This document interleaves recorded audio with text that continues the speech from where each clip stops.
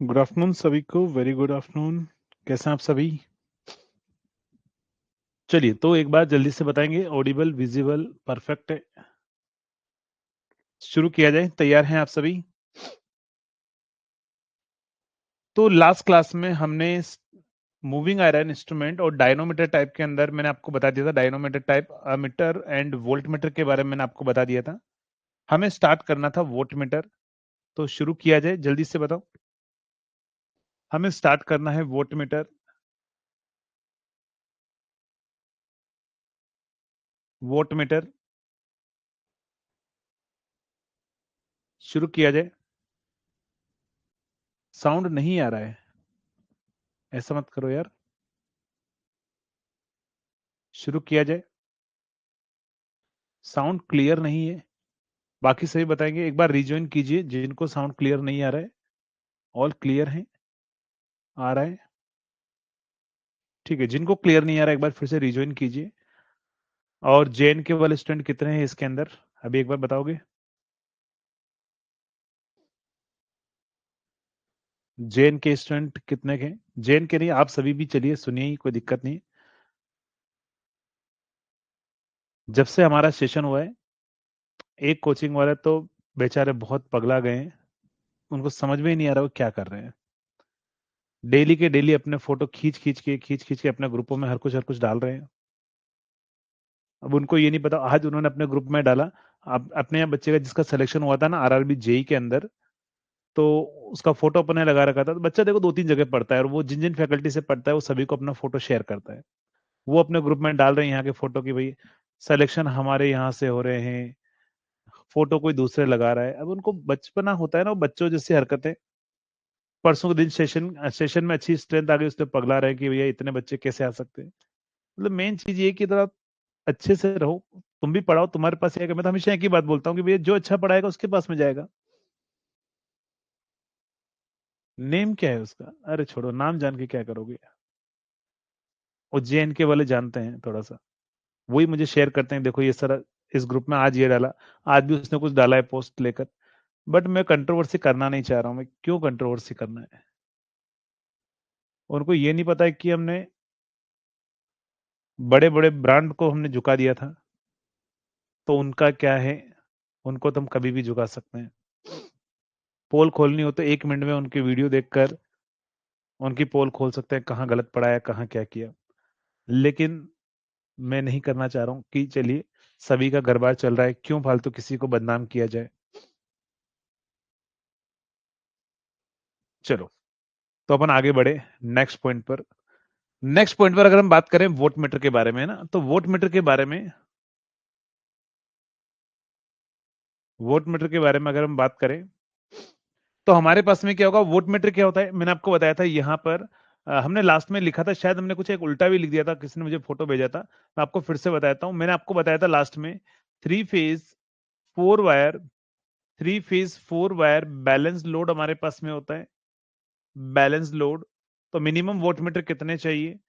Next होता है three phase four wire unbalance load होता है हमारे पास में। अनबैलेंस लोड हमारे पास में होता है। और नेक्स्ट होता है थ्री फेज थ्री वायर। और क्या होगा हमारे पास में, बैलेंस्ड और अनबैलेंस्ड लोड होता है हमारे पास में। Three phase three wire balanced और अनबैलेंस्ड लोड हमारे पास में होता है। अनबैलेंस्ड लोड हमारे पास में होता है। तो मिनिमम वोटमीटर रिक्वायर्ड की हम बात कर रहे हैं, किसकी बात कर रहे हैं? हम यहां पर बात कर रहे हैं minimum voltmeter required. Minimum voltmeter required. चलिए, मिनिमम वोटमीटर रिक्वायर्ड में अगर हम बात करें तो यहां पर कितने चाहिए, 1। यहां चाहिए हमारे पास में 3। और यहां चाहिए हमारे पास में 2। ठीक है। तो लास्ट क्लास में अपन ने शायद जो है यहाँ 2 लिख दिया था हमने। Three phase four wire unbalance जब होता है ना, तब 3 वोटमीटर की रिक्वायरमेंट होती है। थ्री फेज थ्री वायर के अंदर हमारे पास में क्या चाहिए, 2 हमारे पास में चाहिए ना। तो ये हमारे पास में क्या होंगे, मिनिमम नंबर ऑफ वोटमीटर रिक्वायर्ड जो है वो हमारे पास में होंगे। नेक्स्ट अगर हम बात करें इसके अंदर, तो हमारे पास में सबसे पहला क्या होगा, सबसे पहले अपन स्टार्ट करते हैं 2 वोटमीटर मेथड। अब देखो 2 वोटमीटर मेथड में क्या होगा हमारे पास में, यहां पर नाम से ही पता लग रहा है कि 2 वोटमीटर होंगे। 2 वोल्टमीटर होंगे, तो मैं मानकर चल रहा हूं कि मेरा जो लोड है वो क्या है, स्टार कनेक्टेड है। बैलेंस लोड हमारे पास में स्टार कनेक्टेड है, बैलेंस लोड हमारे पास में। तो ये क्या होगा, जेड एंगल फाइव हमारे पास में होगा, जेड एंगल फाइव हमारे पास में होगा, जेड एंगल फाइव हमारे पास में होगा।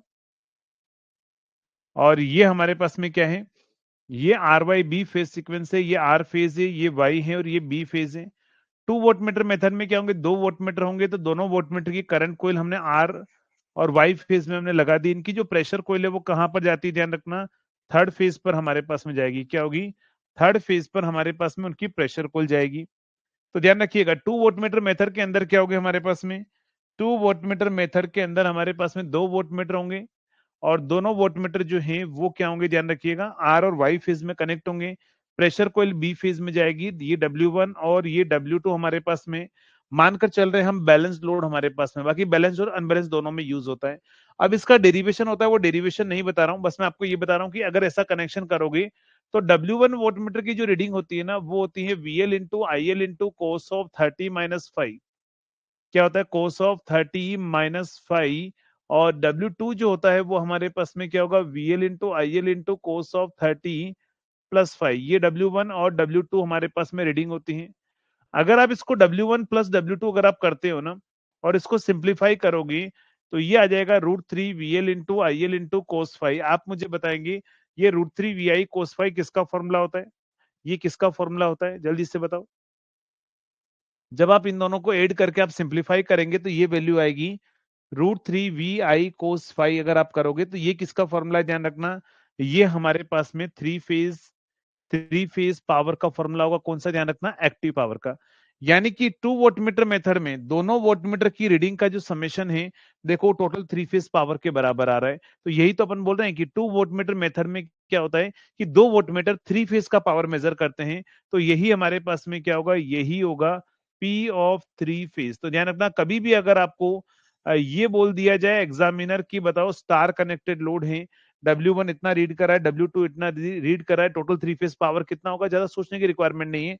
दोनों की रीडिंग का समेशन कर देना, वही टोटल 3 फेज पावर आपके पास में हो जाएगा। नेक्स्ट अगर मैं बात करूं W1 - W2 कितना होगा, जब आप माइनस करोगे तो ये हो जाएगा हमारे पास में VL इंटू IL इंटू क्या होगा, साइन 5 हमारे पास में होगा। तो यहां से क्या होगा, हमारे पास में ये होगा साइन 5। इन दोनों का आप रेशियो ले लीजिए, तो आपके पास में क्या आ जाएगा, इसमें इक्वेशन 2 में इक्वेशन 1 का डिवाइड कर रहा हूं, ये इक्वेशन 2 है और ये इक्वेशन 1 है। तो जब हम 2/1 अगर हम करेंगे तो ये साइन अपॉन कोस आएगा।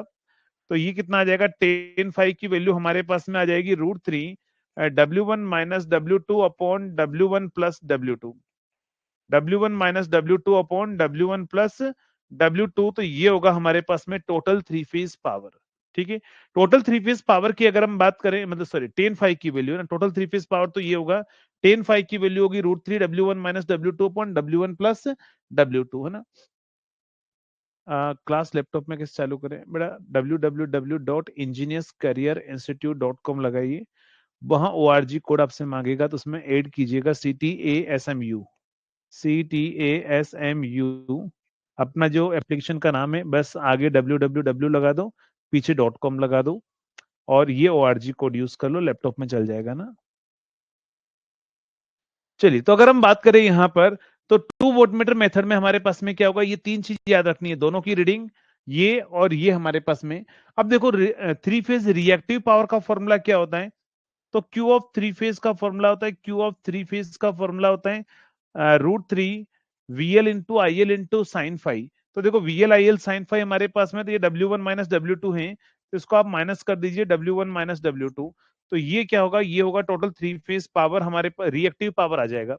अगर आपको एक्टिव पावर निकालना हो, W1 W2 दे रखा हो तो ऐड कर देना, रिएक्टिव पावर निकालना हो तो माइनस करके √3 से मल्टीप्लाई कर देना। तो टोटल रिएक्टिव पावर हमारे पास में डिमांड बाय लोड या सप्लाई टू लोड आपके पास में आ जाएगा, या फिर आप बोल सकते लोड को कितनी रिएक्टिव पावर की डिमांड है, तो वो यही रिएक्टिव पावर होगा √3 W1 - W2 हमारे पास में ना। तो ये एग्जाम में क्वेश्चन पूछेगा। नेक्स्ट, ये टेबल आपके लिए वेरी वेरी इंपॉर्टेंट है, वैसे आपको इस टेबल के बारे में नॉलेज होगा। ये टेबल कौन सी है हमारे पास में, तो यहां पर एग्जामिनर क्या करेगा,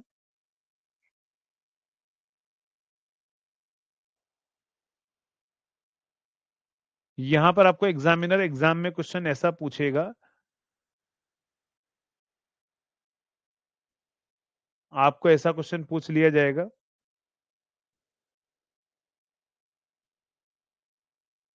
कैसा क्वेश्चन पूछेगा चलिए समझना। तो यहां पर 5 पूछेगा, यहां पर कोस 5 होगा, ये W1 होगा, ये W2 होगा, ये W1 W2 होगा, और यहां पर हम लिखेंगे इंपॉर्टेंट पॉइंट। हम क्या लिखेंगे, इंपॉर्टेंट पॉइंट हमारे पास में रहेगा। तो यहां से क्या आएगा, ये अगर 0 है, 30 है, 60 है और 90 है, आप मुझे बताएंगे चार रिजल्ट के बारे में, 0 degree, 30 degree, 60 degree and 90 degree. जब ये 0 होगा तो ये 1 होगा, ये 0.866 होगा, ये 0.5 होगा और ये 0 होगा। W1 की रीडिंग कितनी होगी, देखो इन इक्वेशन में दोनों 0 कर दो, ये 0 कर दो कि दोनों 30 30 बचेगा, इक्वल है। और कोस 30 होता है √3/2, तो ये हो जाएगा √3/2 VL इंटू IL हो जाएगा हमारे पास में। ये भी क्या हो, ये भी क्या होगा, √3/2 VL इंटू IL होगा, VL इंटू IL होगा। दोनों की रीडिंग का समेशन क्या होगा, √3 VL इंटू IL होगा। और इंपॉर्टेंट पॉइंट क्या है कि दोनों वोटमीटर इक्वल रीड कर रहे हैं। आपको एग्जाम में क्वेश्चन यही पूछेगा कि 2 वोटमीटर मेथड में 2 वोटमीटर इक्वल रीड कर रहे हैं, तो क्या आंसर होगा हमारे पास में, तो यूनिटी पावर फैक्टर होगा हमारे पास में। एक्टिव पावर के लिए 2 वोटमीटर मेथड में W1 प्लस WT ही रहेगा। √3 तो रिएक्टिव पावर के लिए मल्टीप्लाई होगा, √3 किसके लिए मल्टीप्लाई होगा, रिएक्टिव पावर के लिए मल्टीप्लाई होगा ना। चलिए नेक्स्ट अगर हम बात करें, यहां से 30 डिग्री पुट करोगे ना, तो इसके अंदर 30 पुट करोगे, देखो 30 में से 30 माइनस हो गया, 0 बचेगा। कोस 0 1 होता है, तो यहाँ पर क्या आएगा हमारे पास में, यहाँ आएगा VL इंटू IL, ये होगा 1/2 VL इंटू IL हमारे पास में होगा। दोनों का एडिशन कर लीजिए, 3/2 VL इंटू IL हमारे पास में होगा। यहाँ पर W1 जो है वो 2 टाइम्स ऑफ W2 है, या फिर आप बोल सकते हो W2 जो है वो W1/2 हमारे पास में।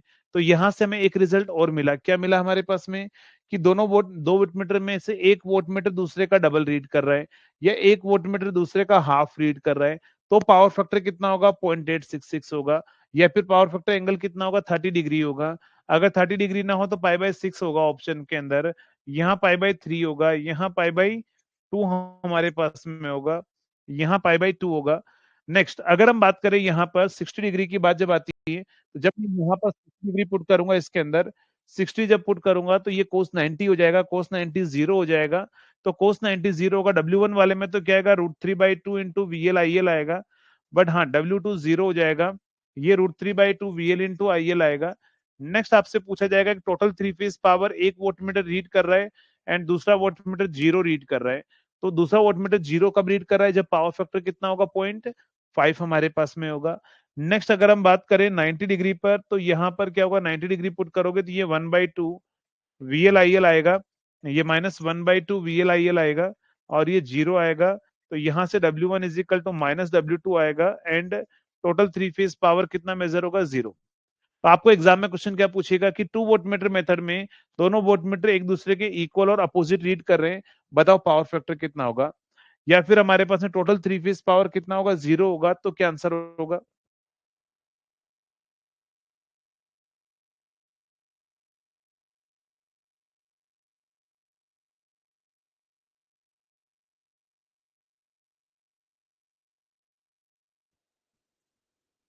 चलिए, तो अगर हम बात करें इसके अंदर, 0 लैगिंग हमारा आंसर रहेगा। प्योर इंडक्टर, यहां पर ध्यान रखिएगा, इस केस में हमारा लोड कौन सा होगा, आर लोड होगा, प्योर रजिस्टिव लोड होगा। और यहां पर क्या होगा हमारे पास में, यहां पर होगा प्योर इंडक्टर। क्या होगा, प्योर इंडक्टर जो है वो हमारे पास में रहेगा, प्योर इंडक्टर हमारे पास में रहेगा। नेक्स्ट नेक्स्ट अब हम बात करते हैं, इसके बाद में आगे बढ़ते हैं अगले इंपॉर्टेंट पॉइंट पर। अगले इंपॉर्टेंट पॉइंट पर हमारे पास में, तो नेक्स्ट इंपॉर्टेंट पॉइंट क्या होगा, नेक्स्ट इंपॉर्टेंट पॉइंट क्या होगा हमारे पास में। आपको एग्जामिनर क्वेश्चन ऐसा पूछेगा कि जब हमारा 5 > 60 डिग्री हो रहा है, या पावर फैक्टर <0.5 हो रहा है, तो देख सकते हो अगर यहाँ पे टेबल में देखोगे, तो जैसे ही 60 से ग्रेटर होगा, 5 जब 60 से ग्रेटर होगा यहां पुट करोगे, तो 60 से ग्रेटर पर क्या होगा, 90 से ग्रेटर पर कोस नेगेटिव होगा, मतलब एक वोटमीटर नेगेटिव रीड करेगा। तो आप मुझे बताएंगे जब एक वोटमीटर नेगेटिव रीड करेगा तो उसको पॉजिटिव हम कैसे रीड करवाएंगे।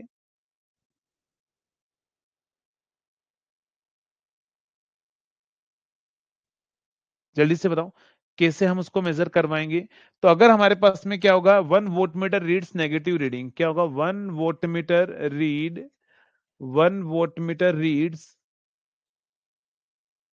Reads negative reading.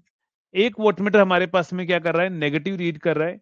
तो 1 वोल्टमीटर रीड्स नेगेटिव रीडिंग। अगर 1 वोल्टमीटर नेगेटिव रीड कर रहा है तो उसको पॉजिटिव रीड करवाने के लिए हम क्या करेंगे, तो ध्यान रखिएगा, उसको पॉजिटिव रीड करवाने के लिए हम क्या करेंगे, आइदर करंट कॉइल के कनेक्शन चेंज करेंगे या फिर प्रेशर कॉइल के कनेक्शन चेंज करेंगे ना। तो यहां पर लिख देना, to measure this we will we will change we will change either we will change either we will change either current coil connection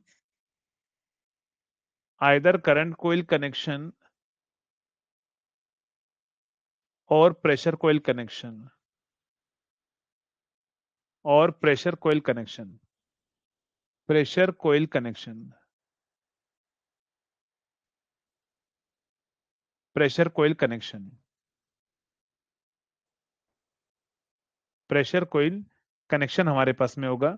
तो हम इस तरीके से क्या करेंगे, मेजर करवाएंगे, या तो प्रेशर कोइल या फिर करंट कोइल कनेक्शन के चेंज करके ना। Very good. चलिए नेक्स्ट अगर हम बात करें, आपको एग्जाम में ऐसा क्वेश्चन पूछ लिया जाएगा, आपसे बोल दिया जाएगा, एग्जाम्पल ऐसा पूछेगा, इन ए 2 वोल्ट मीटर मेथड W1 कितना है हमारे पास, W1 हमारे पास में कितना है, 2 किलोवाट। W2 4 किलोवाट है, W2 4 किलोवाट है। Find find active and reactive power, active and reactive power demand by load. बताओ क्या आंसर आएगा, एक्टिव एंड रिएक्टिव पावर जो है लोड कितने डिमांड करेगा, जल्दी से बताएंगे क्या आंसर आएगा। बेटा ये जो आप प्रेस करते हो उसको थोड़ी देर प्रेस करके रखा करो ना, मैं भी देख लूंगी कौन प्रेस कर रहा है कौन प्रेस नहीं कर रहा है। आप में से कोई बैक टू बैक उस बटन को दबाए जा रहा है। फिर मैं बंद कर दूंगा, फिर आप पछताओगे बाद में थोड़ी देर के लिए जब आवाज नहीं आएगी तो। क्यों प्रेस करना बिना किसी दिक्कत के।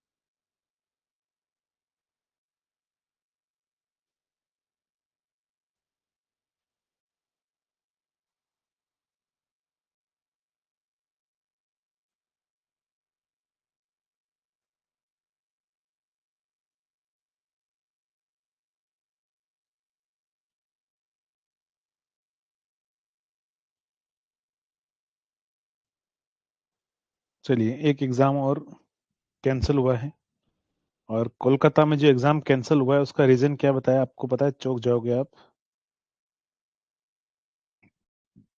क्या रीजन हो सकता है, बता सकते हो एग्जाम कैंसिल होने का? चलिए, आप गेस कीजिए कि क्या रीजन हो सकता है कोलकाता के अंदर एग्जाम कैंसिलेशन का।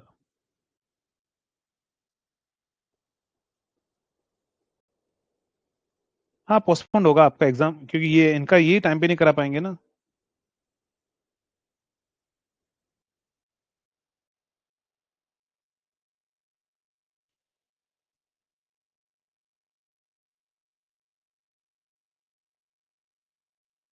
रीजन है कि लैपटॉप पकड़े गए। नहीं, लाइट नहीं गई, लैपटॉप मिले उनके पास में, स्टूडेंट के पास में, एग्जाम सेंटर में, ड्यू टू, लिखा हुआ है कि cancel all shift due to stealing of some laptops at the centre. Centre से कुछ लैपटॉप चोरी हो गए, सॉरी मिले नहीं है, सेंटर से कुछ लैपटॉप चोरी हो गए हैं। तो लैपटॉप चोरी होने की वजह से एग्जाम कैंसिल कर दिया गया। अब आप सोचिए कि कैसा एग्जाम सेंटर कैसा चूज किया होगा उन्होंने, जिस एग्जाम सेंटर से रात में कुछ लैपटॉप ही चोरी हो गए, जो लोग घर पर बैठकर आराम से एग्जाम दे रहे होंगे ना। हाँ, ऐसा आप लोगों के साथ में भी होगा, ऐसा थोड़ी ना होगा कि आपके साथ में कोई नई अंतरात्मा आ जाएगी कोई, और आपका सब कुछ सिस्टम एकदम सही हो गया, हो जाएगा बेहतरीन तरीके से। इतना बड़ा एग्जाम, कोई सिक्योरिटी नहीं है, एग्जाम सेंटर से लैपटॉप गायब हो जा रहे हैं, और क्या चाहिए। चलिए, तो यहां से अगर हम बात करें इसके अंदर, तो मैंने आपको बताया कि टोटल थ्री फेज पावर कभी भी निकालना हो ना, पी ऑफ थ्री फेज अगर आपको निकालना हो तो P1 प्लस P2 कर देना, मतलब W1 प्लस W2 कर देना, है ना। तो इसमें तो कोई दिक्कत की बात ही नहीं है, हम यहाँ पर 2 प्लस 4 कर देंगे, 6 हमें करना आता है। और Q ऑफ थ्री फेज जब आपको निकालना हो ना, तो आप √3 से मल्टीप्लाई करके W1 माइनस W2 कर देना। तो आंसर क्या आएगा हमारे पास में, √3 इंटू हायर में से लोअर को माइनस करना, कभी गलती से लोअर में से हायर को माइनस मत करना, ज्यादा में से कम को माइनस करना। तो 2√3 हमारे पास में आंसर आ जाएगा। अब √3 की वैल्यू 1.732 है, तो आप उससे मल्टीप्लाई कर लीजिएगा ना, तो ये हमारे पास में आंसर हो जाएगा। अगर आपको ऐसा क्वेश्चन ना पूछे, तो आपको इसी क्वेश्चन में थोड़ा सा लैंग्वेज चेंज कर देगा कि W1 W2 हमारे पास में मेजर कर रहा है, इफ, आपको बीच में एक लाइन और ऐड कर देगा, if now now the pressure coil connection pressure coil connection pressure coil connection of 1 watt meter get reversed get reversed get reversed now find active and reactive power demand by load. बताओ answer क्या होगा इसके अंदर, बीच में इतना सा line add कर देगा वो, है ना, क्या आंसर आएगा जल्दी से बताओ।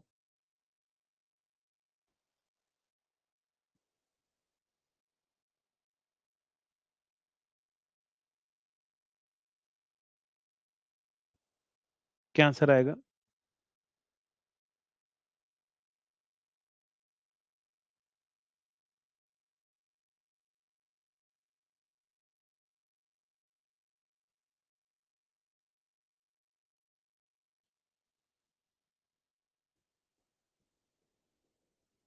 क्या आंसर आएगा?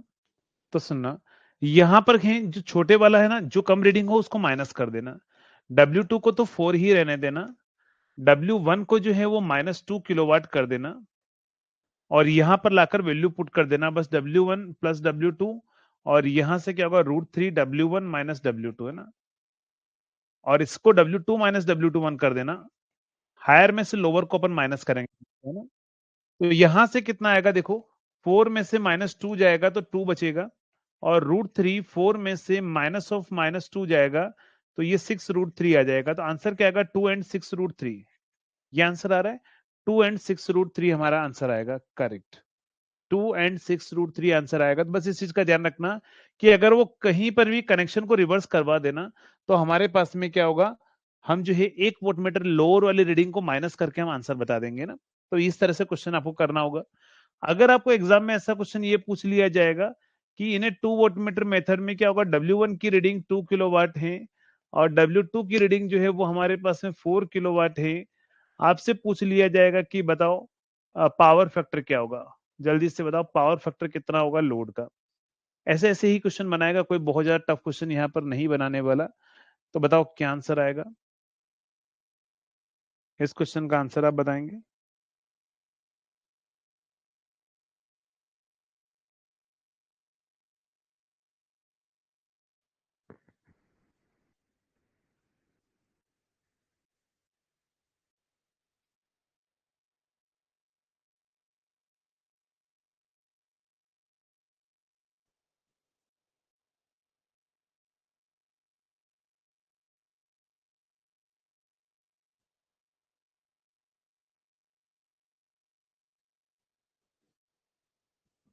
चलिए 0.866, देखो एक वोल्टमीटर दूसरे का डबल रीड कर रहा है, करेक्ट।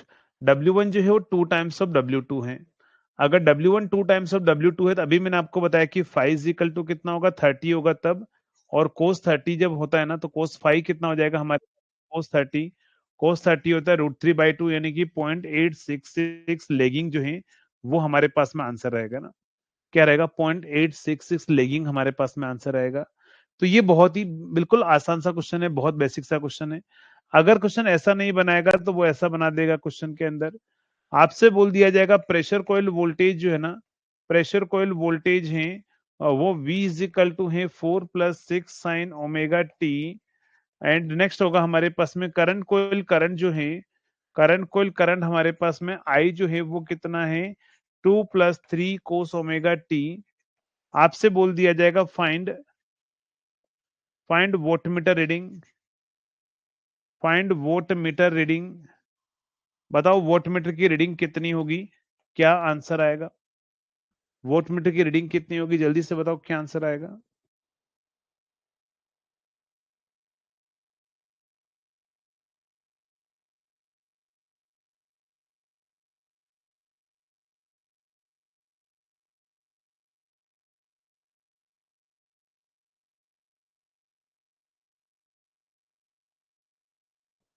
क्या आंसर आएगा,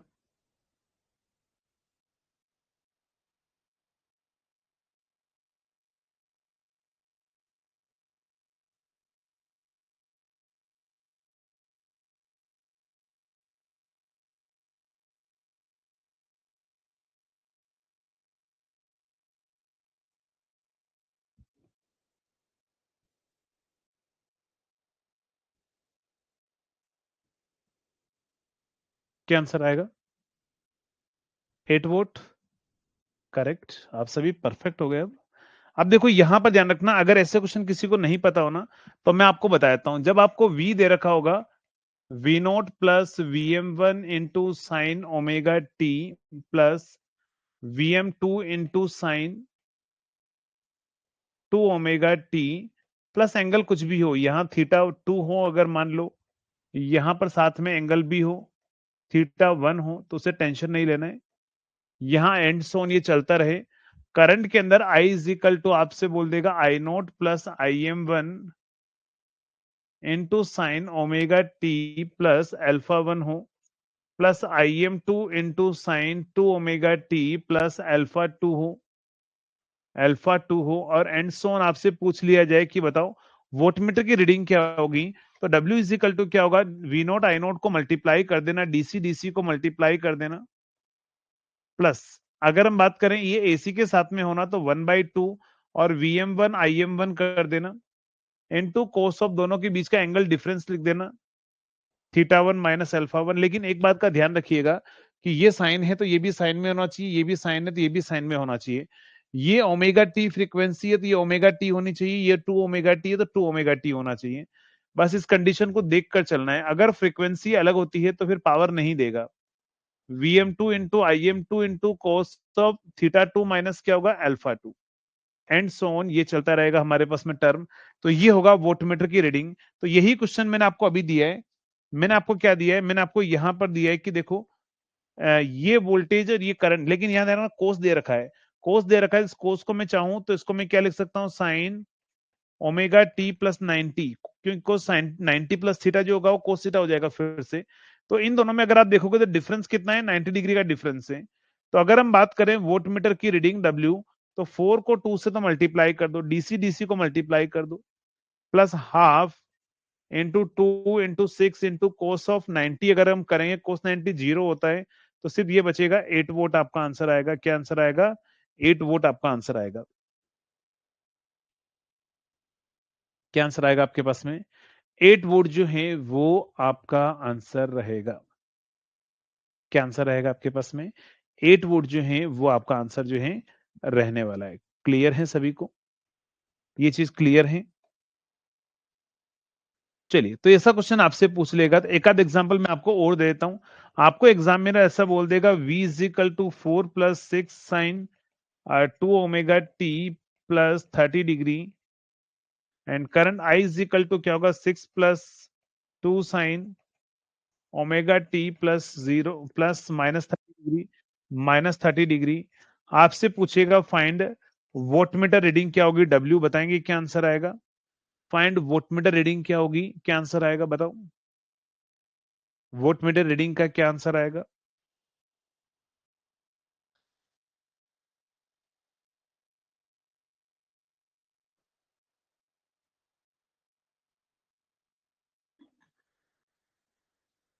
24 आपका आंसर आ रहा है। चलिए, वेरी गुड। देखो ये टू ओमेगा टी और ये ओमेगा टी, ये पावर नहीं देंगे ना। सेम सेम फ्रीक्वेंसी होती तो पावर देते, इनका पावर नहीं आएगा तो सिर्फ इन्हीं का पावर आएगा। तो 6 इंटू 4 24 वोट जो है, ये हमारा आंसर हो जाएगा। 24 वोट करेक्ट आंसर है। 24 वोट करेक्ट आंसर हो जाएगा। 27 नहीं होगा, कुछ 27 आंसर दे रहे हैं। सेम सेम फ्रीक्वेंसी होगी तो ही पावर आएगा। सेम सेम फ्रीक्वेंसी नहीं है, पावर नहीं आएगा, इस चीज का ध्यान रखना। सेम सेम फ्रीक्वेंसी नहीं है, पावर नहीं आएगा। आपको एग्जाम में ऐसा क्वेश्चन पूछ लेगा, फॉर एग्जाम्पल आपसे बोल दिया जाएगा v इज इक्वल टू हमारे पास में है 4 plus x sine omega t, और नेक्स्ट होगा current I is equal to होगा 8 plus 4 sine omega t minus 60, and power जो होगा वोट मीटर जो है वो 50 वोट हमारे पास में मेजर कर रहा है। फाइंड एक्स आपसे पूछ लेगा, बताओ क्या आंसर आएगा? फाइंड एक्स कितना होगा? एक्स की वैल्यू बताएंगे, एक्स की वैल्यू बताएंगे।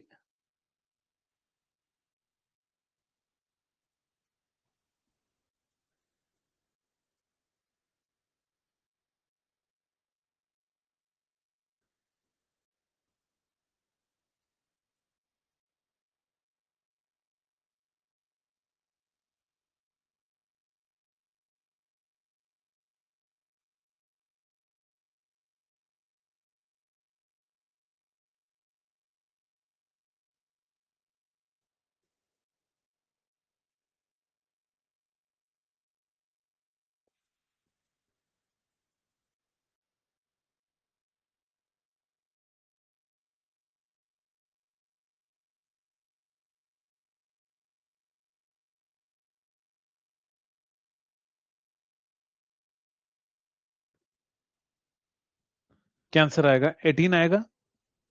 चलिए 18 की बात देख लेते हैं। तो power P is equal to क्या आएगा, ध्यान रखना है, इन दोनों को मल्टीप्लाई कर लो 8 इंटू 4 को, और यहां से आएगा half 4 into x into cos of 60 degree. दोनों के बीच का एंगल डिफरेंस कितना है? 60 है। कोस 60 1/2 होता है, तो ये 4 से 4 कैंसिल हो जाएगा।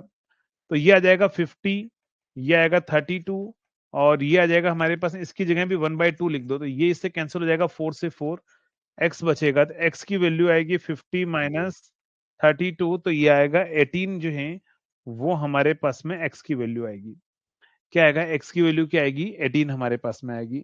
तो मेरे अकॉर्डिंग अब आप 2 वोटमीटर मेथड से रिलेटेड कैसा भी क्वेश्चन अगर आपसे पूछा जाएगा तो आप कर लेंगे। नेक्स्ट होगा हमारे पास में 1 वोटमीटर मेथड, 1 वोटमीटर मेथड, 1 वोटमीटर मेथड, 1 वोटमीटर मेथड। चलिए, 1 वोटमीटर मेथड में क्या होगा, ध्यान रखिएगा, ये हमारे पास में स्टार कनेक्टेड लोड है, ये हमारे पास में स्टार कनेक्टेड लोड है, और इस केस में एक ही वोटमीटर है और 3 फेज है। तो एक वोल्टमीटर है और 3 फेज हैं, तो उसको मेजर करने के लिए हम क्या करेंगे? तो उसको मेजर करने के लिए हम क्या करेंगे, ध्यान रखिएगा। हम क्या करेंगे, हम यहां पर जो एक ही वोल्टमीटर है, एक ही प्रेशर कॉइल है, तो एक ही प्रेशर कॉइल है, करंट कॉइल एक ही है, प्रेशर कॉइल भी हमारे पास में एक ही है।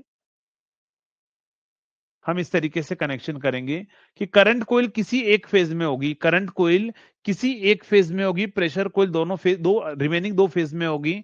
और ये जो वोल्टमीटर मेजर करता है ना, तो ये वोल्टमीटर मेजर करता है, इसकी रीडिंग जो आती है वो VL/IL इंटू साइन फाई आती है। अब देखो VL/IL into sine phi voltmeter की रीडिंग आ रही है, तो इसको आप क्या करो, क्यू ऑफ थ्री फेज निकालना हो तो आप √3 से इसको मल्टीप्लाई कर लो, डायरेक्टली आपका आंसर आ जाएगा। इसीलिए इस मेथड से अपन क्या कर सकते हैं, डायरेक्टली रिएक्टिव पावर निकाल सकते हैं, कैसे? √3 से मल्टीप्लाई करके। इसीलिए इस मेथड का नाम होता है 1 वोल्ट मीटर मेथड, और इसी को अपन बोलते हैं रिएक्टिव पावर मेजरमेंट के काम में अपन लेते हैं इसको, है ना। क्या करते हैं, ध्यान रखिएगा, रिएक्टिव पावर मिल जाता है इससे हमें, रिएक्टिव पावर मेजरमेंट हमारे पास में रहेगा ना, रिएक्टिव पावर मेजरमेंट हमें यहां से मिल जाएगा। तो ये आपको फॉर्मूला याद रखना है कि 1 volt meter method reactive power measurement के काम में आता है। फॉर एग्जाम्पल आपको यहाँ पर एक क्वेश्चन ये बोल देगा टाइप्स ऑफ एरर के बारे में ना, टाइप्स ऑफ एरर जल्दी से बताएंगे, एरर कितने टाइप्स की होती है यहाँ पर? तो यहाँ पर 3 टाइप की एरर होती है। पहले एरर हमारे मेजर 3 टाइप की होती है, और भी बहुत सारी होती है। पहली एरर होगी error due to pressure coil connection. क्या होगा हमारे पास में? Pressure coil connection. Pressure coil connection की वजह से एरर की अगर हम बात करें, तो हमारे पास में 2 टाइप के कनेक्शन हम यूज करते हैं प्रेशर कोइल के, और वो होता है हमारे पास में, पहला होता है सोर्स साइड कनेक्शन, और दूसरा होता है load side connection. Load side connection है ना, source side and load side connection. अगर हम सोर्स साइड कनेक्शन की अगर हम बात करें, सोर्स साइड कनेक्शन की अगर हम बात करें, तो ये हमारी करंट कोइल है, ये हमारे पास में लोड है, और ये हमारे पास प्रेशर कोइल है। लेकिन प्रेशर कोइल को हमने सप्लाई साइड में कनेक्ट कर दिया है। हाँ बेटा, जिसको भी डाउट है एक बार डाउट पूछ लो अपना, जो भी बटन प्रेस कर रहे हैं। कोई डाउट हो तो पूछो जल्दी से, फिर बाद में पढ़ाता हूं मैं, क्योंकि वॉइस तो आ रही है, वॉइस की कोई इश्यू नहीं है अभी फिलहाल के लिए।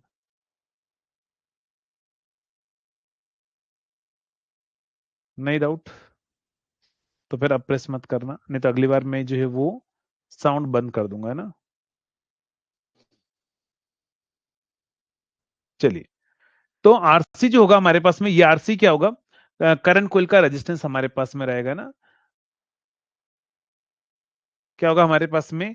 तो करंट कोइल का रेजिस्टेंस हमारे पास में होगा, ये हमारे पास में लोड होगा, ये हमारे पास में लोड होगा, पावर फैक्टर कोस फाई होगा, और यहां लोड का वोल्टेज कितना होगा? V होगा। तो आपसे बोल दिया जाएगा कि बताओ सोर्स साइड कनेक्शन में एरर क्या होगी। तो ध्यान रखना, यहां जो परसेंटेज एरर होती है वो हमारे पास में, या फिर यह मेजर्ड पावर भी पूछ लेता है बहुत बार, मेजर्ड पावर भी पूछ लेता है। मेजर्ड पावर, मेजर्ड पावर जो आएगा वो लोड का पावर तो होगा ही होगा, VI into cos phi, plus साथ में करंट कोइल का पावर भी मेजर होता है, तो यानी कि I² इंटू RC जो है वो भी मेजर होगा।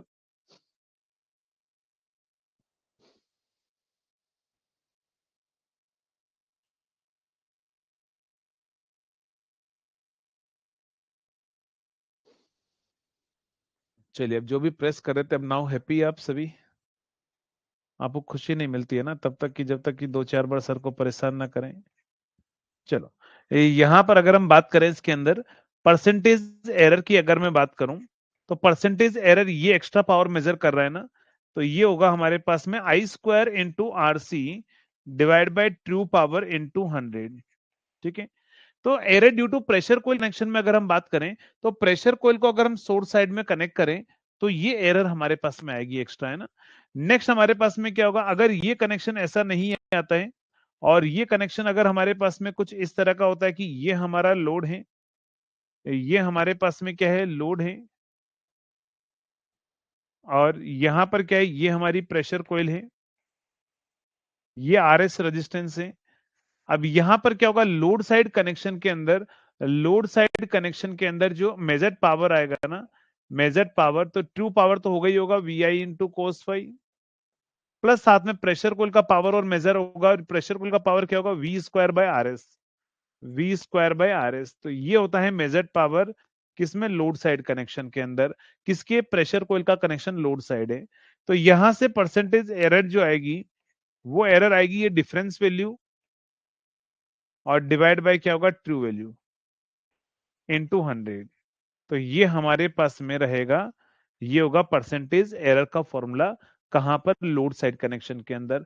तो ये सोर्स साइड और ये लोड साइड कनेक्शन में एरर का फॉर्मूला होगा। अगर आपको एग्जामिनर बोल दे कि दोनों एरर इक्वल हो जाए, मतलब I square into R C divide by P T is equal to हो जाए V square divide by R S into P T, तो ये कैंसिल हो जाएगा ट्रू पावर। तो यहां से V square I square into R C equal to V square divide by R S, ये दोनों वैल्यू हमारे पास इक्वल हो जाए तब ये फॉर्मूला आएगा। एग्जाम में क्वेश्चन ऐसा पूछा गया था एक बार, if error due to, error due to source and load side connection, source and load side connection, source and load side connection is becomes equal, is becomes equal, आपसे बोलेगा कि एरर ड्यू टू सोर्स और load side connection अगर equal हो जाए, और coma में आपको दे देगा वी वोल्टेज जो है वो 200 है, करंट आई जो है वो 20 एम्पियर है, और आर एस जो है वो हमारे पास 10 किलो ओम है। तो आपसे पूछेगा फाइंड आर सी कितना होगा, करंट कोइल का रेजिस्टेंस कितना होगा। चलो जल्दी से बताओ क्या आंसर आएगा, क्या आंसर आएगा।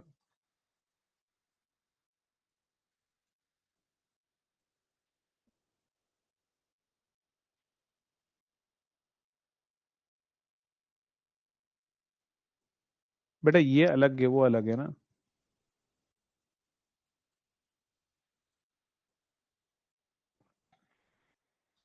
वो condition to eliminate error due to frequency है, ये condition to eliminate error due to frequency नहीं है, ठीक है।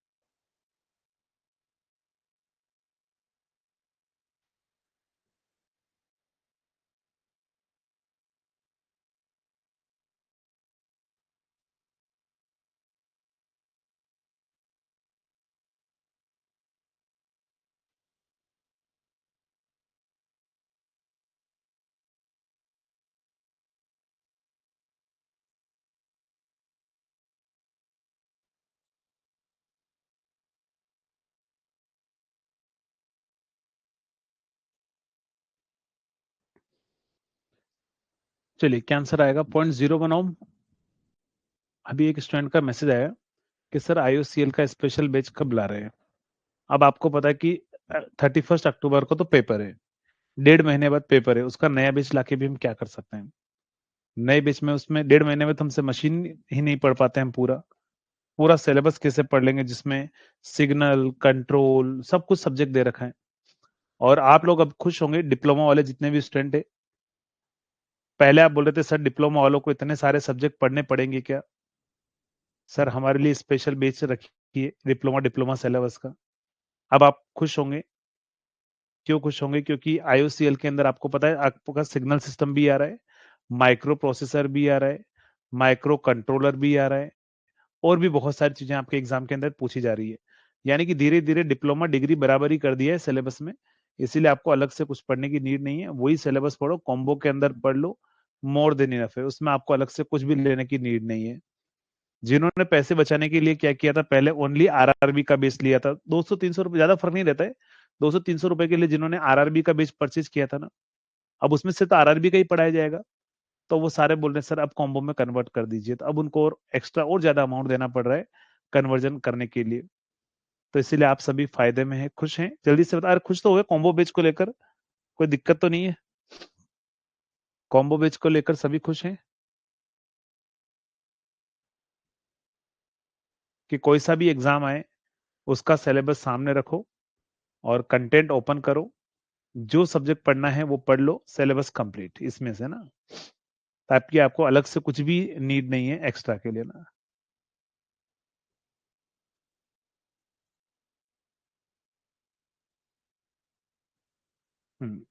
वेरी गुड, बस प्रॉपर क्लास नोट्स बनाइए, इनफ है, बहुत अच्छा है। चलिए, तो अपन बढ़ते हैं आगे नेक्स्ट पॉइंट पर। तो एरर ड्यू टू हमारे पास में क्या होगा? देखो अभी भी मैंने आज ही मैंने दो अभी रिजल्ट शेयर किए, BHEL का आज रिजल्ट आया है, और ये सारे स्टूडेंट उसी में पढ़े हैं, कॉम्बो बैच के अंदर पढ़कर बस किसी भी एग्जाम में सिलेक्शन ले रहे हैं, चाहे RRB हो, चाहे SSC हो, चाहे आपके पास में SSC में भी इन्हीं में से सेलेक्ट होंगे, BHEL का भी रिजल्ट आओ, चाहे PGCL का रिजल्ट आए, चाहे किसी स्टेट का रिजल्ट आए, सभी एक ही बैच से पढ़ रहे हैं ना, तो इसीलिए एक ही बैच से पढ़ो आराम से, एक्स्ट्रा कुछ नहीं पढ़ना है, इतना पढ़ लो कि एग्जाम आराम से निकल जाएगा, इतने में तो कोई दिक्कत की बात ही नहीं है। चलो, तो RC की वैल्यू कितनी आएगी? तो RC की वैल्यू निकालना है तो ये फॉर्मूला यूज कर लो। क्या करो, ये वाला फॉर्मूला जो है ना, ये वाला फॉर्मूला है, आप इसको यूज कर लो। तो करंट कितना है? करंट हमारे पास में 20 है, उसका आप स्क्वायर कर दीजिए इंटू RC। वोल्टेज कितना है? 200 का आप स्क्वायर कर दीजिए, डिवाइड बाय कितना करोगे? RS कितना है? 10K, मतलब 10⁻³ तो यहां से RC की वैल्यू आ जाएगी हमारे पास में 200 इंटू 200 डिवाइड बाय 20 का स्क्वायर 400 इंटू 10 के पीछे 3 जीरो, तो यहां से 4 जीरो से 4 जीरो कैंसिल, 4 से 4 कैंसिल, 100 बचेगा, 0.01 आपका आंसर आएगा। 0.01 ओम हमारा आंसर जो है वो हमारे पास में रहेगा ना। चलिए, नेक्स्ट पॉइंट पर अगर हम बात करें, तो टाइप्स ऑफ एरर के बाद में अगर हम बात करें, ये था error due to pressure coil connection. Next point पर बात करते हैं एरर ड्यू टू नेक्स्ट होगा error due to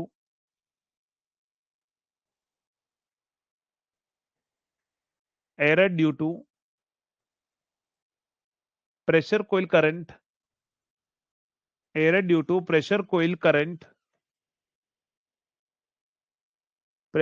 current flowing through current coil,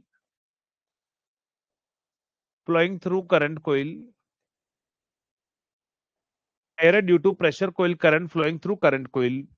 अब आप मुझे बताएंगे, प्रेशर कोइल का करंट जो है वो करंट कोइल से जब जाता है तो हमारे पास में कौन सी एरर जो है एलिमिनेट होती है? कौन सी एरर जो है वो एलिमिनेट होती है? Error due to pressure coil current, मतलब एलिमिनेट करने के लिए हम क्या करते हैं ना, क्या करते हैं हम एलिमिनेट करने के लिए? तो error due to pressure coil current flowing through current coil को एलिमिनेट करने के लिए हम क्या करते हैं? तो हम ध्यान रखना, हम यहाँ पर कंपनसेटिंग कोइल कनेक्ट करते हैं ना, ये करंट कोइल है, तो इसके पैरेलल में यहाँ पर हम एक कंपनसेटिंग कोइल लगाते हैं। ये कंपनसेटिंग कोइल क्या करती है हमारे पास में? प्रेशर कोइल के अंदर जो एरर आ रही है ना, उसको एलिमिनेट करने का काम करती है ना। तो हम क्या लगाते हैं, हम उसके लिए कंपनसेटिंग कॉइल लगाते हैं। कंपनसेटिंग कॉइल कहां लगाते हैं बताओ, in series with pressure coil, in series with pressure coil. तो प्रेशर कॉइल के सीरीज में हम क्या करते हैं, हम यहां पर एक कंपनसेटिंग कॉइल लगाते हैं। वो कंपनसेटिंग कॉइल एरर को एलिमिनेट करती है। और ये ध्यान रखना है, जो कंपनसेटिंग कॉइल होती है ना, इसका रेजिस्टेंस वेरी लो हमारे पास में होता है। रेजिस्टेंस इसका जो होता है ना, रेजिस्टेंस आर जो होता है वो वेरी लो हमारे पास में होता है, वेरी लो। नेक्स्ट, अगर हम बात करें, अगला होगा error due to pressure coil inductance, error due to pressure coil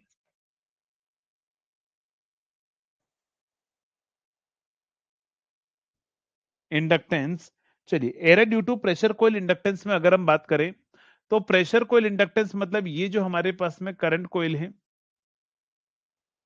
ये जो प्रेशर कॉइल है, इसका इंडक्टेंस भी अगर हम कंसिडर करें, और ये हमारे पास में आरएस होगा, ये हमारे पास में आरएस होगा। और यहां पर अगर हम बात करें इसके अंदर, तो यहां पर जो एरर आएगी वो एरर क्या होगी, तो देखो यहां पर एक फॉर्मूला जरूर याद रखना मेजर्ड पावर का। मेजर पावर का फॉर्मूला होता है V I sine, V I cos of beta, V I cos of beta into cos of phi minus beta. तो ये फॉर्मूला होगा हमारे पास में मेजर्ड पावर का। किसका फॉर्मूला होगा, मेजर्ड पावर का हमारे पास में होगा। एंड ट्रू पावर की अगर मैं बात करूं, तो ट्रू पावर जो होता है ना, वो V I into cos phi हमारे पास में रहेगा, V I into cos phi हमारे पास में रहेगा। चलिए, तो यहां से अगर हम बात करें इसके अंदर, तो ये मेजर्ड और ये ट्रू पावर हमारे पास में होता है। तो करेक्शन फैक्टर हमें पूछा जाता है। करेक्शन फैक्टर क्या पूछेगा, करेक्शन फैक्टर। करेक्शन फैक्टर अगर कभी अगर पूछ ले, तो ध्यान रखिएगा, करेक्शन फैक्टर होगा true power divide by measured power.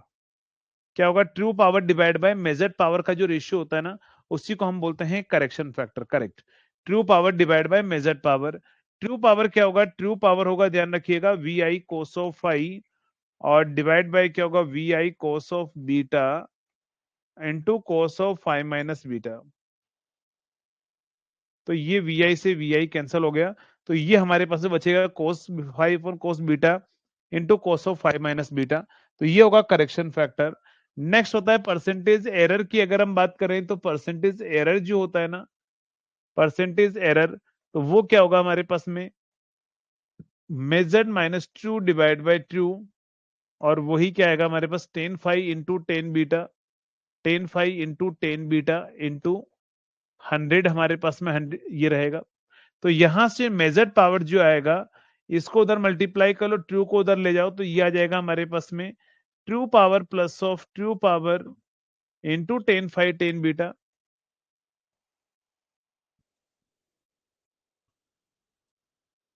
तो ये हमारे पास में आएगा, ये हमारे पास में होगा true power plus true power into ten phi tan beta हमारे पास में आएगा। तो चलिए, अगर हम बात करें इसके अंदर, तो यहां से देखकर आपको क्या लग रहा है, ये यहां पर ये जो प्लस आ रहा है ना, किस केस में आ रहा है, वो लेगिंग लोड में आ रहा है। किस केस में आ रहा है, लेगिंग लोड में आ रहा है। माइनस जो आ रहा है वो किस में आ रहा है, वो लीडिंग लोड में हमारे पास में आंसर आ रहा है। तो यहां पर ध्यान रखिएगा, लेगिंग लोड में क्या होता है, लेगिंग लोड में मेजर्ड पावर जो होता है वो मोर देन ट्रू पावर होता है, और लीडिंग लोड में मेजर्ड पावर जो होता है वो लेस देन ट्रू पावर हमारे पास में होता है। तो यहां पर ध्यान रखिए, आप मुझे बताओ, लेगिंग लोड में मीटर हाई मेजर करेगा या लो मेजर करेगा, लो फिर लो फॉर लेगिंग लोड होता है, या फिर हमारे पास हाई फॉर लेगिंग लोड होता है। किस केस में लेगिंग लोड में क्या मेजर करता है, लो या हाई। यहां से क्वेश्चन लास्ट टाइम भी एसएससी में आया था, और नॉर्मली इस क्वेश्चन में आपसे को पूछा भी जाता है ना एग्जाम के अंदर। तो हाई क्या होगा, लेगिंग लोड में होगा, करेक्ट। हाई किस में होगा, लेगिंग लोड के अंदर क्या होगा, हाई हमारे पास में रहेगा।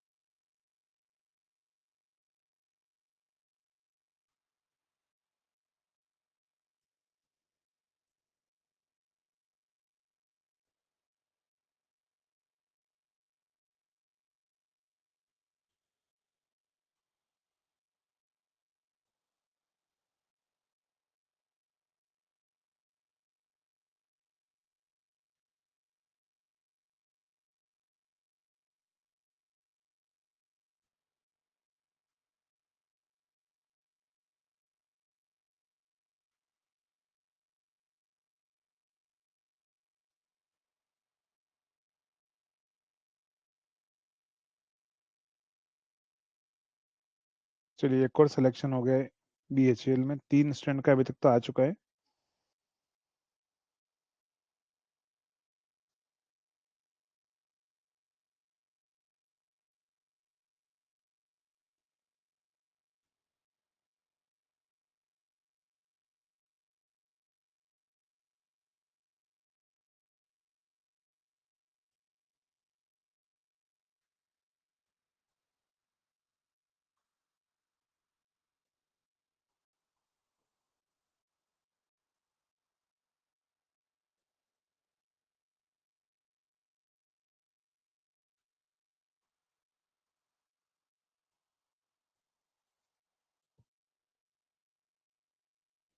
चलिए, बस ये आप सभी की मेहनत है यार, मेरा नहीं। मैं देखो सभी को एक ही साथ में पढ़ाता हूँ, एक ही कंटेंट दे रहा हूँ, बट कुछ लोग सेलेक्ट हो जाते हैं। हाँ, मैंने सुना है कि MPPTCL का एडमिट कार्ड देखा था मैंने, लिंक चेक करूंगा एक बार, आया नहीं आया। वैसे आ जाना चाहिए, 10 दिन पहले तो आ ही जाता है एडमिट कार्ड। चलिए, अच्छा एक और चीज ध्यान रखिएगा, आई थिंक मेरे हिसाब से 31 अक्टूबर को SSC का भी पेपर है ना, आ गया ना? आ गया, मैंने देखा था। सही है। अच्छा एक दिन ध्यान रखना, मैंने क्या बोला कि 31 को आपका SSC का भी पेपर है ना, और 31 को आपका ये IOCL वाला भी पेपर है, जो अभी आज का नोटिफिकेशन आया है, वो डिप्लोमा स्टूडेंट। तो सोच समझ के भरिएगा। बट हाँ, SSC का कोई जरूरी नहीं कि आपका 31 को ही सेंटर आए। 30 आपको 27, 28 और 31 ऐसा कुछ डेट है ना, या 27, 29? एक बार डेट देख लेना SSC की, और दोनों की क्लैश नहीं कर रही हो। बाकी वैसे 3 दिन है तो क्या पता, हो सकता है किसी, लेकिन इतना जल्दी कहीं दूसरी लोकेशन पर अगर सेंटर हुआ तो ट्रेवल करना भी आपके लिए इतना आसान नहीं रहेगा, है ना? तो उसको देखकर आपने जहां पर सेंटर SSC का फिल किया है, वहीं पर आपको क्या करना है, IOCL वाला सेंटर भी फिल करना है। इस चीज का जरूर ध्यान रखना है ना। हाँ, 400 रुपये रिस्क में रहेगा, कि अगर मान लो SSC का और दोनों एक ही दिन पेपर आ गए, 31 को ही सेंटर आया, तो फिर 400 रुपये गए। नहीं, 3 दिन चलेगा, 26, 27, 28 है क्या? नहीं यार, 27 से स्टार्ट है, 26 नहीं है। 27 से 31 तक है, हाँ डेफिनेटली 27 से 31 तक है ना। हाँ, तो फॉर्म उस हिसाब से फिल कीजिएगा ना। चलिए, तो बढ़ते हैं अपन आगे नेक्स्ट पॉइंट पर। हमारे पास में क्या होगा, measure minus true divide by true, tan phi tan beta हमारे पास में रहेगा। अब ये ध्यान रखिएगा, ये जो मीटर होता है ना, अभी तक जो मैंने आपको पढ़ाया है, ये हमारे पास में UPF वोट मीटर था सारा। UPF वोट मीटर, UPF या ऑर्डिनरी वोट मीटर आप बोल सकते हो इसी को। वोट मीटर हमारे पास में बोल सकते हो, क्या बोल सकते हो, UPF वोट मीटर या फिर ordinary vote metre. Ordinary vote metre, ordinary vote metre. तो ऑर्डिनरी वोट मीटर जो होता है ना हमारे पास में, ध्यान रखिएगा, ऑर्डिनरी वोट मीटर या UPF वोट मीटर, इसको अपन ज्यादातर यूज करते हैं कहां पर, जहां पर हमारा हाई पावर फैक्टर होता है, वहीं पर हम इसको यूज करते हैं। लो पावर फैक्टर पर हम इस मेथड को यूज नहीं करते हैं, क्योंकि जब पावर फैक्टर लो होता है तो ये हमारे पास में क्या होगा, एरर हमारे पास में ज्यादा देगा। क्यों? क्योंकि पावर फैक्टर लो कब होगा, जब एंगल बड़ा होगा, एंगल ज्यादा होगा। और आपको पता है एंगल जब बढ़ेगा तो 1090 इनफाइनाइट हो जाता है ना। तो हमारे पास में क्या होगा, जब एंगल बढ़ेगा ना, तो हमारे पास में 10 की वैल्यू बढ़ेगी, और ये वैल्यू बढ़ेगी तो एरर हमारे पास में बढ़ेगी। तो यहां पर हम क्या करते हैं, इस मेथड को जो है, इस मेथड को हम यूज नहीं करते हैं, किसके अंदर, ध्यान रखना, for low power factor application. तो यहां पर लिख देना above wattmeter, above voltmeter is not used, above voltmeter is not used for, above voltmeter is not used for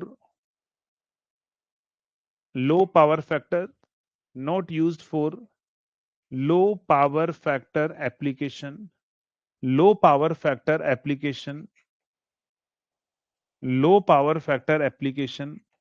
तो अबाउ वोटमीटर हम लो पावर फैक्टर एप्लीकेशन में हम यूज नहीं करते हैं, ध्यान रखिएगा। नहीं यूज करते हैं, क्यों? तो रीजन क्या होगा, because because at low power factor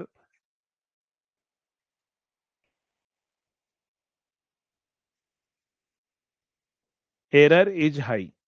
low power factor में क्या होता है, एरर हमारे पास में ज्यादा होती है ना। पोस्ट नहीं पता अभी कितनी पोस्ट है, उसमें मेंशन नहीं है ना नोटिफिकेशन के अंदर। चलिए, तो अबाउ वोटमीटर में क्या होगा, हमारे पास में एरर हमारे पास में क्या होगी, हाई हमारे पास में रहेगी, इसलिए हम उसको यूज नहीं कर सकते हैं। चलिए नेक्स्ट पॉइंट पर बढ़ते हैं हमारे पास में, नेक्स्ट पॉइंट पर बढ़ते हैं हमारे पास में। तो लो पावर फैक्टर के लिए हम क्या यूज करेंगे, तो लो पावर फैक्टर एप्लीकेशन के लिए हम यूज करेंगे एलपीएफ वोटमीटर। एलपीएफ वोटमीटर, एलपीएफ वोटमीटर क्या होता है, तो ये हमारे पास में करंट कॉइल है, ये हमारा लोड है। और एलपीएफ वोटमीटर में क्या होता है हमारे पास में, कि यहां पर हमेशा एक कंपनसेटिंग कॉइल तो अपन लगाते ही हैं, कंपनसेटिंग कॉइल तो हम लगाते ही हैं, साथ में हम यहां पर कैपेसिटर भी लगाते हैं। ये जो रेजिस्टेंस होता है इसके अक्रॉस हम यहां पर कैपेसिटर भी लगाते हैं, कपलिंग कैपेसिटर जिसको अपन बोलकर चलते हैं। तो आपसे पूछ लिया जाता है, बताओ कंडीशन टू एलिमिनेट यहां पर एरर ड्यू टू फ्रीक्वेंसी क्या होगी, जल्दी से बताओ यहां पर condition to eliminate error due to frequency, बताओ क्या आंसर होगा यहां पर, कंडीशन आप मुझे बताएंगे।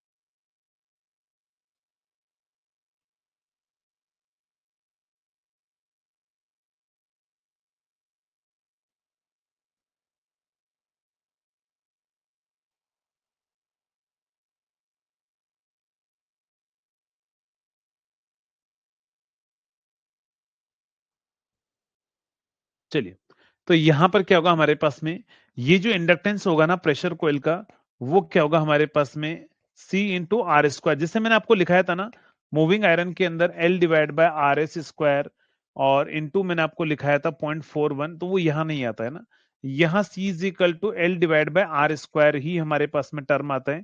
और ये आर कौन सा होता है, ये वो पोर्शन होता है जिस पोर्शन पर हम कैपेसिटर कनेक्ट करते हैं, ये वो पोर्शन होता है जो हमारे पास में जिस पोर्शन पर हम कैपेसिटर कनेक्ट करते हैं।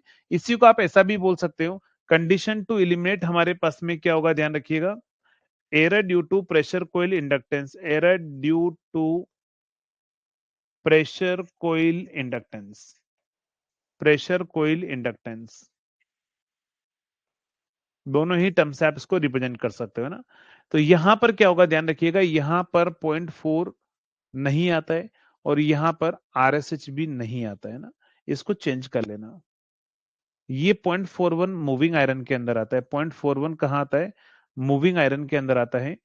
तो ये हमारे पास में क्या होगा, यहां पर 0.41 नहीं आता है, यहां पर जितने पोर्शन पर ये कनेक्ट होगा ना कैपेसिटर, बस उतना ही रेजिस्टेंस आएगा, आरएसएच नहीं आता है।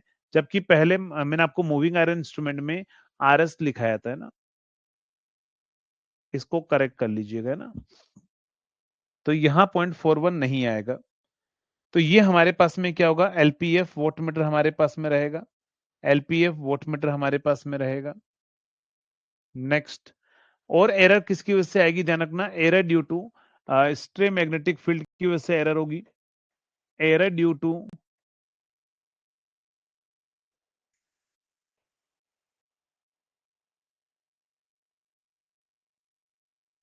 stray magnetic field, stray magnetic field, error due to stray magnetic field हमारे पास में रहेगा। तो स्ट्रे मैग्नेटिक फील्ड की वजह से हमारे पास में एरर रहेगी, है ना। स्ट्रे मैग्नेटिक फील्ड की वजह से हमारे पास में क्या रहेगी, हाँ उसको सही कर देना, वो उसको सही कर देना, है ना।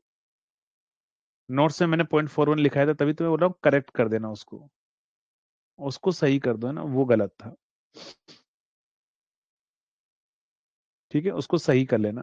0.41 वहां आता है किसके अंदर, मूविंग आयरन के अंदर आता है। 0.41 यहां नहीं आता है ना, यहां पर ओनली आपके पास में C/R² होता है। एग्जाम में ध्यान रखना कि वो वोल्टमीटर के लिए पूछ रहा है या किसके लिए पूछ रहा है। अगर वोल्टमीटर के लिए पूछ रहा है तो 0.41 वाला आंसर करेक्ट नहीं होगा। अगर हमारे पास में मूविंग आयरन के लिए पूछ रहा है तो 0.41 वाला आंसर करेक्ट होगा, है ना। तो error due to stray magnetic field हमारे पास में होगा। नेक्स्ट, ये जो मीटर होता है ना, ध्यान रखना, डायनोमीटर जो होता है ना वो ज्यादा एक्यूरेट होता है, ये ज्यादा एक्यूरेट होता है। बैक स्लाइड लिखो इसको जल्दी से।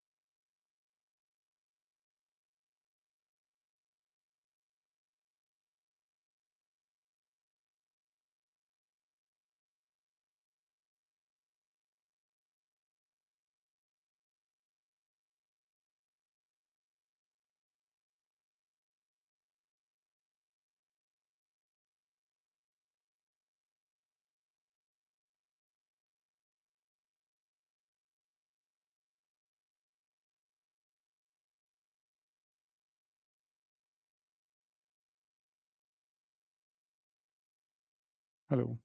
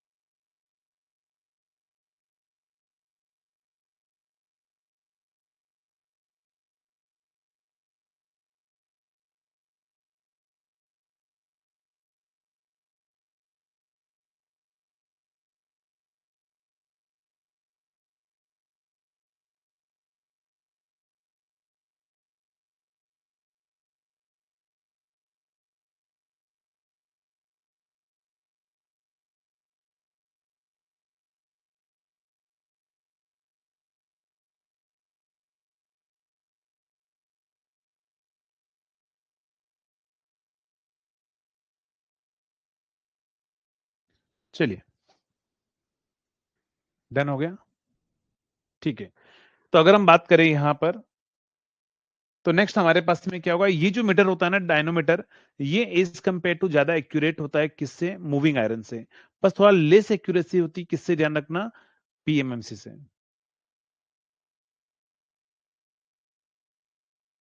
अरे नहीं, लिखाया हुआ मूविंग आयरन में, अभी लिखाया ना मैंने, इस प्रेशर इस वाले में लिखाया था कल की क्लास में। देखो यार, ये देखो कल का लेक्चर आप देखोगे तो, कल का अगर आपने नहीं देखा होगा सही से, देखो ये कल की लेक्चर की PDF है।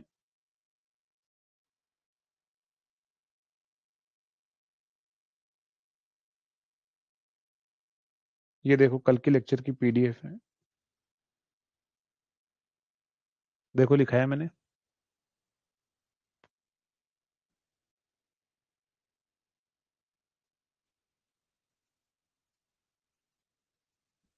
ठीक है, नोट्स में मैंने उसको वहां लिखाया था। एक्चुअली नोट्स में मैंने आपको बोला था ना कि मैं साथ में लिखा दूंगा, तो नोट्स में मैंने ये वाला फॉर्मूला मैंने वहां लिखाया था एलपीएफ के वहां पर। तो ये वाला फॉर्मूला मैंने बोला भी था मूविंग आयरन के लिए भी यही होता है, तो ये मूविंग आयरन के लिए मैंने नोट्स में वहीं पर लिखा दिया था, बट ये मूविंग आयरन के लिए ही होता है। यहाँ पर हमारे पास में जो है वो डायनोमीटर के लिए अलग होता है, जो मैंने अभी लिखा है वो होता है। ये मूविंग आयरन का ही फॉर्मूला है जो मैंने पहले लिखाया था आपको, है ना।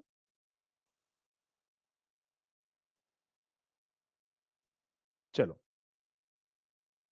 नेक्स्ट, अगर हम बात करें तो यहां पर लिख देना इट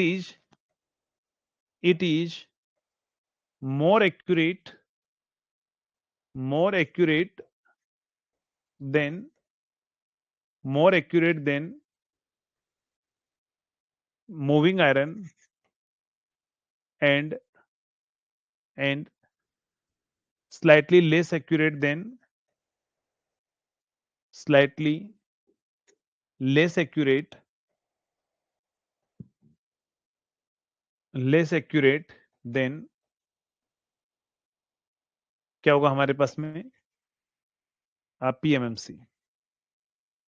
पीएमएमसी से थोड़ा सा कम एक्यूरेट होता है।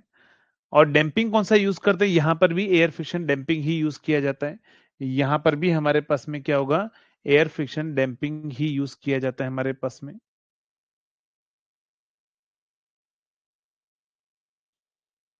क्लियर, एयर फ्रिक्शन डैम्पिंग हम यूज करते हैं, करेक्ट। तो यहां तक हमारे पास में क्या है, PMMC, moving iron and dynamometer हमारे पास में यहां तक क्या है, पूरा ही कंप्लीट है। तो पीएमएमसी, मूविंग आयरन और डायनोमीटर यहां तक हमारे पास में क्या होता है, कंप्लीट होता है। तो यहां तक किसी को कोई भी डाउट हो तो आप पूछ सकते हो, नहीं तो अपन एक टेबल बना लेते हैं पहले कंपैरिजन की, फिर हम नया चैप्टर शुरू करते हैं। PMMC, moving iron, dynamometer, dynamometer, PMMC, moving iron and dynamometer. चलिए, तो सबसे पहले अगर हम बात करें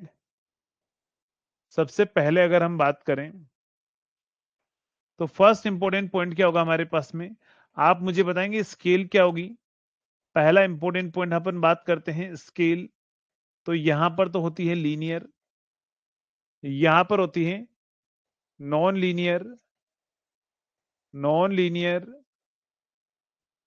यहां पर होती है नॉन लीनियर, नॉन लीनियर। लेकिन ध्यान रखिएगा, अगर स्पेशली वोटमीटर बोल देना तो वोटमीटर की स्केल लीनियर होती है हमारे पास में।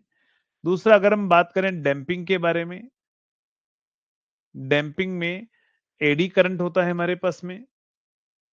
नेक्स्ट यहां पर क्या होता है, एयर फ्रिक्शन होता है हमारे पास में। यहां पर भी क्या होता है, एयर फ्रिक्शन होता है। यहां पर अगर हम बात करें तो deflecting of TD is equal to बीना होता है, क्या होता है, BINA। और यहां पर जो होगा वो टीडी जो होगा वो हमारे पास में half I square into DL/d theta होता है। यहां पर हमारे पास में डिफ्लेक्टिंग टॉर्क जो है वो I1 into I2 into cos of alpha into DM/d theta हमारे पास में होता है। नेक्स्ट, फोर्थ हमारे पास में अगर हम बात करें, फोर्थ हमारे पास में क्या होगा, तो फोर्थ हमारे पास में यहां पर जो है वो स्प्रिंग कंट्रोल सिस्टम यूज करते हैं। यहां पर both spring and gravity use कर सकते हैं, स्प्रिंग एंड ग्रेविटी हम यूज कर सकते हैं। यहां पर क्या होगा, स्प्रिंग ही यूज करते हैं ओनली, स्प्रिंग कंट्रोल सिस्टम अपन यूज करते हैं, स्प्रिंग कंट्रोल। नेक्स्ट अगर हम बात करें फिफ्थ हमारे पास में क्या होगा, high torque to weight ratio. High की जगह हाईएस्ट लिख दो, टॉर्क टू वेट रेशियो, यहां पर हाई लिख दो। और यहां पर क्या होगा, लो हमारे पास में रहेगा। नेक्स्ट, अगर हम बात करें यहां पर सिक्स, एक्यूरेसी के अंदर अपन बात करें, एक्यूरेसी जो है वो हाईएस्ट होगी, एक्यूरेसी हाईएस्ट होगी। यहां पर लो एक्यूरेसी होगी और यहां पर क्या होगा, हाई एक्यूरेसी होगी। नेक्स्ट, नेक्स्ट अगर हम बात करें सेवंथ, कोस्ट हमारे पास में क्या होती है, हाई कॉस्ट होती हैं 7th और 8th। तो यहां पर कॉस्ट हमारे पास में क्या होती है, लो हमारे पास में होती है। लो मतलब सबसे लीस्ट होती है, लीस्ट मतलब सबसे कम होती है हमारे पास में। और यहां पर कॉस्ट लो होती है, ज्यादा नहीं होती मतलब, बट हाँ सबसे लीस्ट मूविंग आयरन की होती है। एट्थ हमारे पास में और क्या पॉइंट होगा, रिकॉर्डेड क्लास नहीं चल रहा है, वॉइस रुक रुक के आ रही है, ऐसा कोई इशू बाकी सभी को फेस।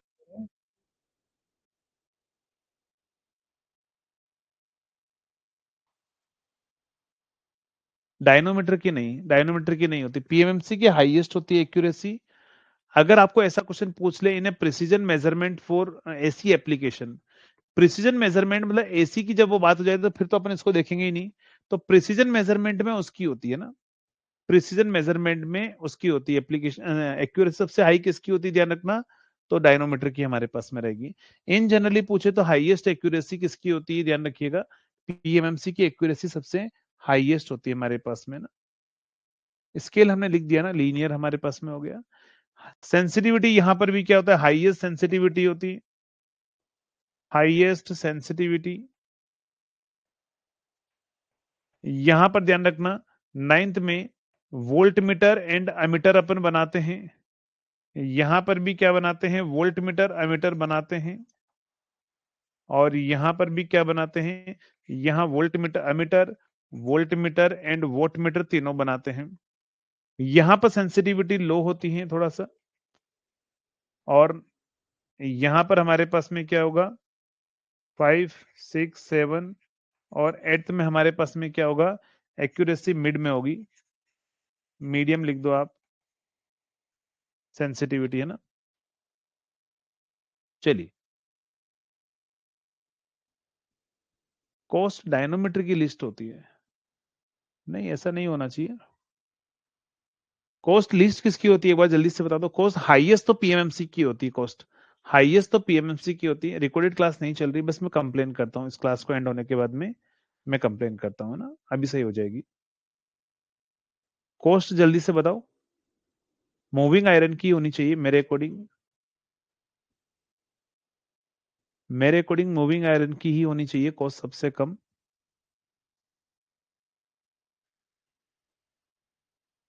चलो मैं चेक करता हूँ, इसको चेक कर लूंगा, कोई दिक्कत नहीं। कॉस्ट को वैसे आपको ये नहीं पूछेगा, हाईएस्ट ही पूछेगा, हाईएस्ट की कोई दिक्कत नहीं, इसको मैं चेक कर लूंगा एक बार और है ना, चेक कर लेंगे कोई दिक्कत नहीं। तो ये सारे पॉइंट आप कंपेयर करके आप याद रखिएगा है ना, ये सारे पॉइंट इसको आप कंपेयर करके आप याद रखिएगा। तो ये हमारे पास में यहां तक PMMC, moving iron and dynamometer का हमारे पास में कंपैरिजन है। नेक्स्ट तो थोड़ी देर बाद मिलते हैं, ब्रेक लेते हैं, फिर अपन नया चैप्टर शुरू करते हैं, एनर्जी मीटर स्टार्ट करते हैं ना। चलिए, तो अपन 10 मिनट का ब्रेक है, अपन स्टार्ट करेंगे 3:30 पर, 3:30 पर है ना।